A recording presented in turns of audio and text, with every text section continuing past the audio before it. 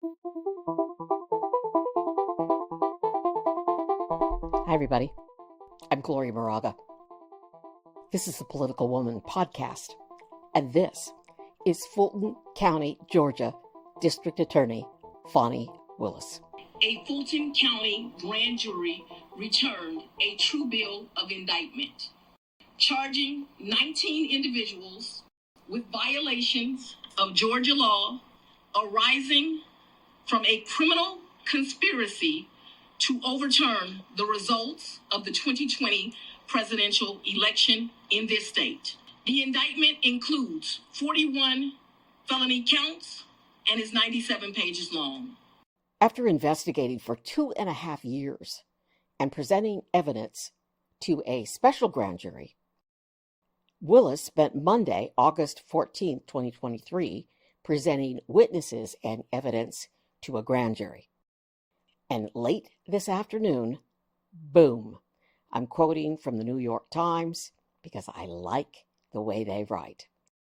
Quote, former President Donald J. Trump and 18 others have been indicted by an Atlanta grand jury in a sweeping racketeering case, accusing Mr. Trump and some of his former top aides of orchestrating a criminal enterprise to reverse the results of the 2020 election in Georgia.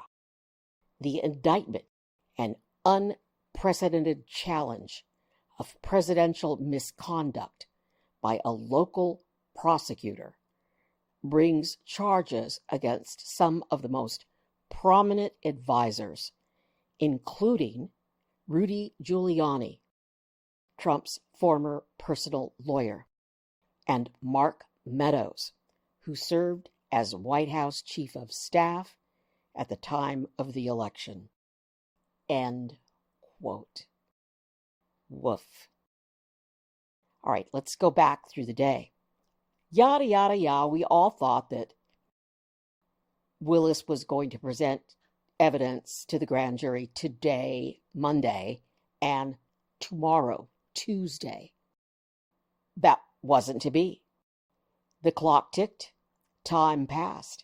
She called 2 witnesses that were supposed to testify on Tuesday.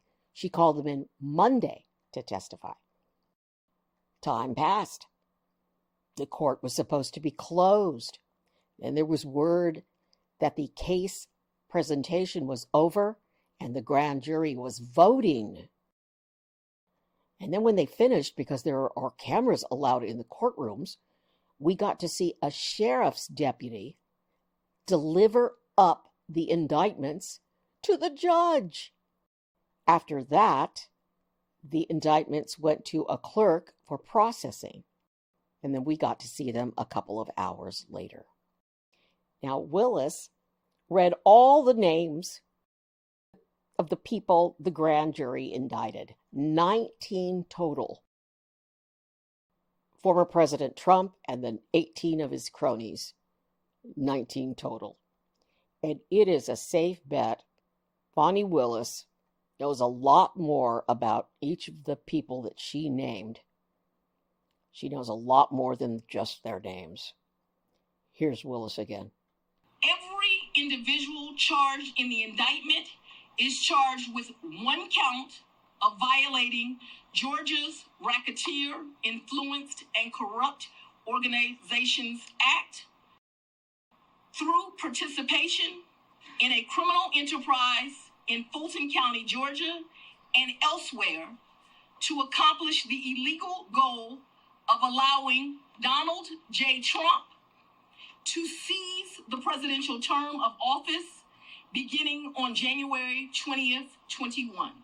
Specifically, the participants in association took various actions in Georgia and elsewhere to block the counting of the votes of the presidential electors, who were certified as the winners of Georgia's 2020 general election. It is a massive 98-page, 41-count felony indictment. And I've been reading, and it's late. So I'm saying that it's Monday and it's really Tuesday morning. It's 1 a.m. on Tuesday morning. But I wanted to post this, so here I am. Now, here is the text from page 1314 of the document. It's just a paragraph. Quote, defendant Donald John Trump lost the United States presidential election on November 3rd, 2020. One of the states he lost was Georgia. Trump and the other defendants charged in this indictment refused to accept that Trump lost, and they knowingly and willfully joined a conspiracy to unlawfully change the outcome of the election in favor of Trump. That conspiracy contained a common plan and purpose to commit 2 or more acts of racketeering activity in Fulton County, Georgia, elsewhere in the state of Georgia, and in other states. End quote. Holy cow. Now, those of you who know me know what a movie fan I am. Love the movies. Love mob movies.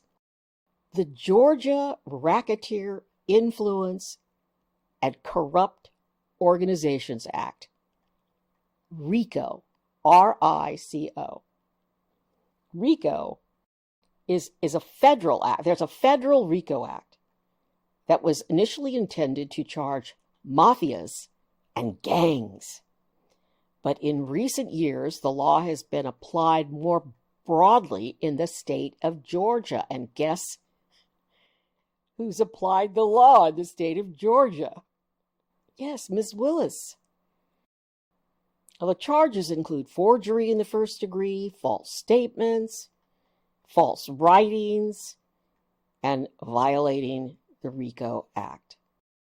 While RICO is a federal law, Georgia has additional racketeering statutes that have been used against figures outside the mob.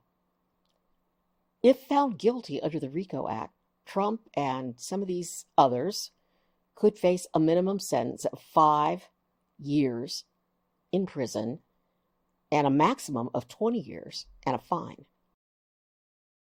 And here's a quote from one of the articles I was reading from a law professor at the University of Georgia's Law School, Melissa Redman. And she says, quote, the state's RICO Act would allow prosecutors to pursue a broad case involving multiple people and events that have occurred at different periods of time and even locations. And it sounds perfect. There's a great article in the New York Times, and I didn't read it all, but I'm thinking maybe just doing a separate podcast on it, where they go through each of the different events that occurred to get here. I mean, the events that Trump and some of these people, how they went to Georgia and they did this and they did that and they did this. And apparently they did that in other states as well. All right, so here's what's in the 41 counts in the Georgia indictment. 22 counts related to forgery or false documents and statements. 8 counts related to soliciting or impersonating public officers. 3 counts related to influencing witnesses. 3 counts related to election fraud or defrauding the state. 3 counts related to computer tampering. 1 count related to racketeering. 1 count related to perjury. So the people indicted with Trump, and I did a video, and I used Rachel Maddow actually reading all the names, because she read them cold, and she did it perfectly. But also, I have a video posted on TikTok or YouTube or both on Fani Willis reading all the names of each of the defendants, each of the people in the indictment. So there's former New York Mayor Rudy Giuliani. I think I said that earlier. And what's so ironic, when Rudy Giuliani was a prosecutor in New York, he prosecuted mafiosos using the RICO Act. And now look. Wow, life is just strange. Also indicted, former White House Chief of Staff Mark Meadows. Now, he was on that perfect call with Trump, but he did a number of other things. He traveled to Georgia, Kenneth Chesebro. I think it's Chesebro or Chesebro. I don't know. Somebody pronounced it wrong on MSNBC, and they corrected her, and then I said, okay, I'm never going to pronounce that wrong, and now it's like, I don't know. And John Eastman. So they're two lawyers, according to one description of them on some article. They are architects of the plan to use fake Trump electors to circumvent the popular vote. And Jeffrey Clark, a former senior official in the Department of Justice, who embraced false claims about the election. I mean, these guys, we've heard about them. We heard about them in the January 6th hearings, and they're a bunch of sleazeballs. Other lawyers who aided Mr. Trump's efforts, who are also indicted, Sidney Powell. She's that woman lawyer, and Jenna Ellis. Now, Sidney Powell is one of the women who's in that video that they have of the illegal trespassing in an elections office. And that's video's been posted. And I'll just cut and paste this list. I'll put it on in the description. Wow. It's huge, this case. It's a big deal. Trump is already complaining. He posted on Truth Social, his little Twitter site, at 2 a.m. And people posted it, and they're going on and on about how it's crazy and how it's riddled with typos. And, quote, this is from Donald Trump's post, so the witch hunt continues. 19 people indicted tonight, including the former president of the United States, me. And then he says, I'm indicted by an out of control and very corrupt district attorney. I'm not going to read any of this. And then he mentions something, and the reason that I wanted to read this, he mentions earlier in the day, there was a document posted on the website, the court website, that looked like a charging document. And Reuters downloaded it and had it and posted it. And then everybody grabbed onto it, and everybody was reposting it. I was busy with the grandkids, so I couldn't repost it. Later, it was taken down, and they said it was not their document. I don't know what it was. I will say this. Trump and the Republicans are all saying, and Trump says here, what about those indictment documents put out today long before the grand jury even voted? And then they were quickly withdrawn. And then Trump says, sounds rigged to me. Republicans have been saying that. So those are their talking points. And I just want to say this. Republicans get their talking points. They all get together and they stick to their talking points. So communications wise, see, they're all going to be on this tomorrow. They're already repeating that about that the indictment documents were put out earlier. Well, so, when she's presenting the case to the grand jury, she's got documents that have the charges. And she presents them to the grand jury, and then they decide whether or not, after hearing all of the evidence, whether or not to say yes or no.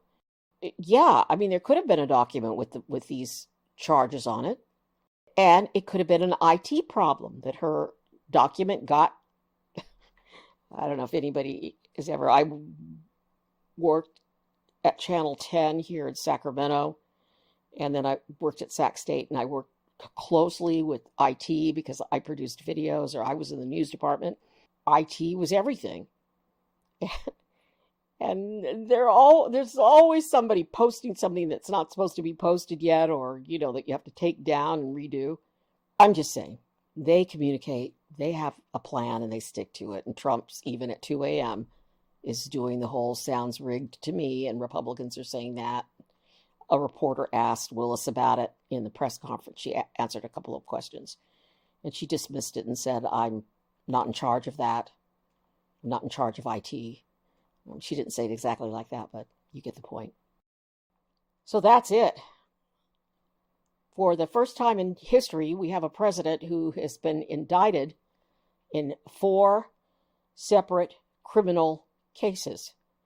One in New York, the porn star one in Florida, the classified documents, one I have the thing about because I just can't believe that he had those documents. It's just putting people's lives at risk.